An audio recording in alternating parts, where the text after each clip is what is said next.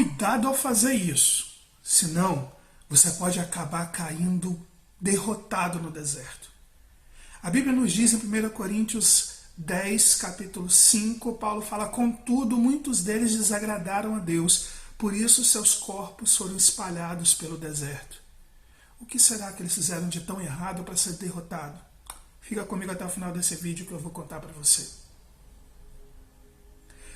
Graça e paz. Seja bem-vindo ao Devocional Discípulos. Eu sou o pastor Wagner Poubel e a gente está numa série chamada Vitória no Deserto. Esse é o devocional que nós estamos fazendo nesses dias. Vamos conversar um pouco hoje sobre cuidado. Se você fizer isso, você cairá derrotado no deserto. Bom, a Bíblia é a palavra de Deus e ela nos ensina tudo o que precisamos para verdadeiramente ter uma vida feliz, bem-aventurada e uma vida que glorifique a Deus. Esse tudo da Bíblia é feito de diversas formas, com vários ensinos, e uma das formas que a Escritura usa para que a gente possa aprender é através dos exemplos dos personagens históricos ao qual ela registra. E aí, a Bíblia faz algo diferente da maioria dos livros, principalmente os livros da Antiguidade. Ela mostra o que você deve fazer, mas ela também mostra o que não deve fazer. Aquilo que as pessoas fizeram de errado e que acabaram sendo derrotadas. E hoje, esse é o exemplo que nós vamos usar. O apóstolo Paulo, escrevendo para a igreja de Corinto, ele começa a dar um exemplo de algo que os israelitas fizeram de errado no deserto e que por isso eles foram derrotados no deserto, acabaram morrendo em uma nova geração que pode realmente chegar na terra prometida. Se você não conhece a história, eu vou falar rapidamente. Os israelitas tinham que fazer uma viagem no deserto, saindo do Egito até a terra prometida, que levava 40 dias. Mas ela se transformou numa viagem de 40 anos e apenas 2 deles puderam entrar na Terra Prometida. Todos os outros morreram e uma nova geração que entrou. Mas afinal, o que eles fizeram de errado para serem derrotados? Já que nós temos aprendido que o deserto não é um lugar para você ser derrotado, mas é um lugar para você ser provado, fortalecido e poder crescer. Paulo fala isso da seguinte forma em 1 Coríntios 10, versos de 1 a 11, ele diz assim: porque não quero, irmãos, que vocês ignorem o fato de que todos os nossos antepassados estiveram sobre a nuvem e todos passaram pelo mar. Em Moisés, todos eles foram batizados na nuvem e no mar.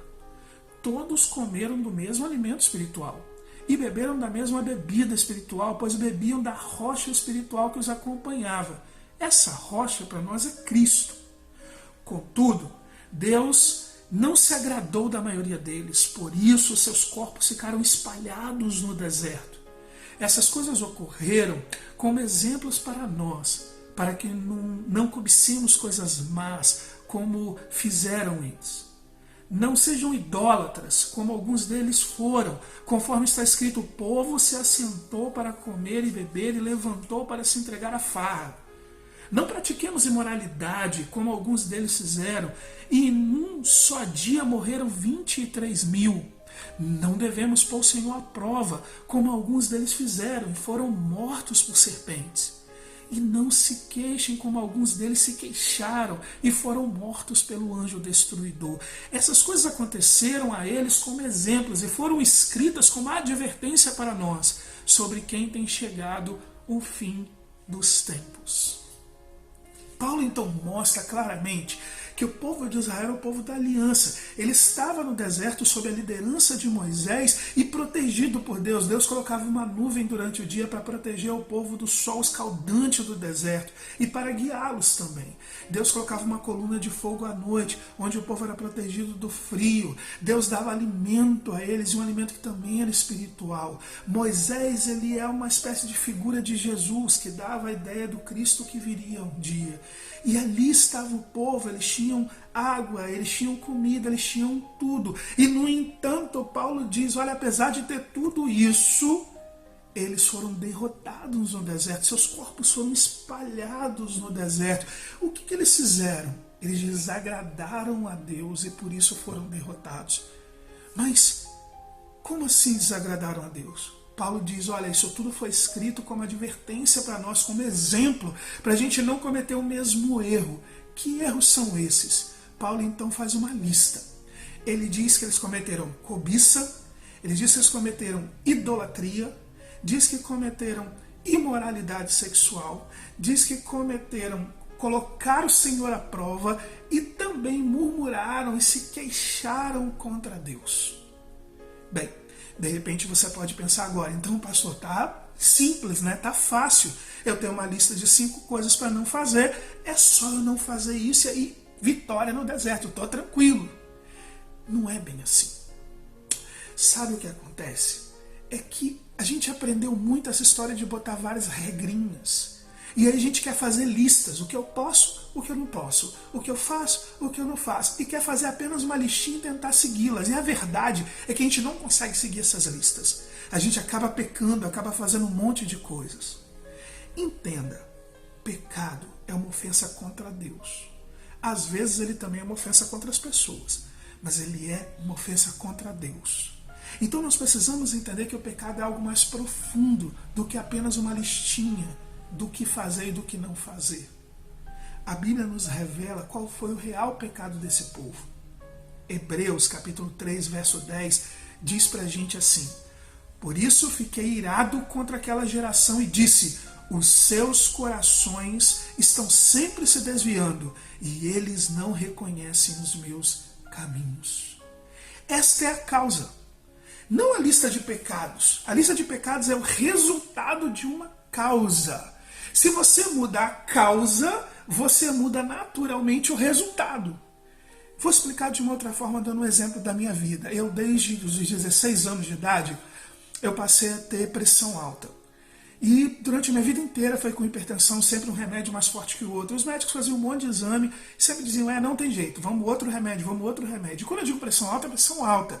Quando a minha pressão estava baixa, ou seja, quando eu estava bem, minha pressão estava 15/11. Quando eu tinha dor de cabeça, minha pressão já tinha passado dos 22 há um tempo. Então, era sempre muito assim, vários exames, e os médicos só diziam, não tem jeito, e mais remédios, e mais remédios, remédios mais fortes, remédios mais fortes, e nada controlava a minha pressão, até que um dia eu tive uma dor muito forte do lado esquerdo, nas costas, e eu acabei, minha esposa insistiu muito que eu fosse para o hospital. Lá a gente descobriu que de fato eu estou com um certo desvio na coluna, que causou a dor, só que isso fez com que a médica, quando eu expliquei que eu também tinha pressão alta, ela fez um eletro. E ao fazer o eletro, ela descobriu que eu tive uma sobrecarga do coração, um certo infarto no coração. E aí me levaram direto para a UTI numa outra cidade, fui transferido. E lá eles me seguraram na UTI e botavam remédios fortes na veia, a pressão não baixava rápido. E eles falaram, você só sai daqui se tiver um diagnóstico. E eu, gente, deixa eu ir embora, não aguentava mais, quase 30 dias naquela UTI. Minha esposa grávida do Theo, nosso pequeno Theo, e eu preso lá e eles, não, você não pode sair sem um diagnóstico, você não pode sair sem um diagnóstico, até que descobriram que eu tinha um tumor numa glândula suprarrenal. E descobriram que esse tumor não era uma coisa nova. Eu provavelmente tinha ele desde novinho, e por isso desde os 16 anos, apesar de atleta na época, eu passei a ter pressão alta. Quem dera eu tivesse tido o diagnóstico quando eu era novo. Teria sido operado, eu teria tido uma vida tranquila, sem nenhum tipo de problema.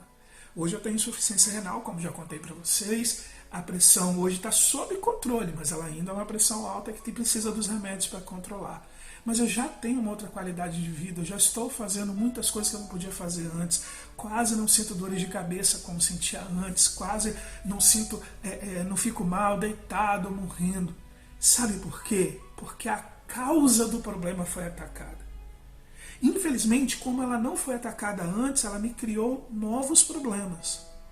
Se a causa tivesse sido atacada ao invés de ser apenas remediado, isso teria mudado. E é exatamente isso que nós precisamos aprender. A causa. O texto bíblico diz pra gente que a causa da derrota dos israelitas era o coração. A Bíblia nos diz em Provérbios capítulo 4, verso 23, de tudo que você tem que guardar, acima de tudo que tem que guardar, guarde o teu coração, porque dele vem toda a vida. Jesus, falando sobre isso, fala para nós, mas as coisas que saem da boca vêm do coração, E são essas que tornam o homem impuro, pois do coração saem os maus pensamentos, os homicídios, os adultérios, as imoralidades sexuais, os roubos, os falsos testemunhos e as calúnias. E essas coisas tornam o homem impuro. Mas o começo em lavar as mãos não torna um homem puro. Mateus 15, 18 a 19. Compreende? No seu coração, aí no seu coração, e aí coração é coração e mente, no seu coração está a causa da sua vitória ou da sua derrota no deserto.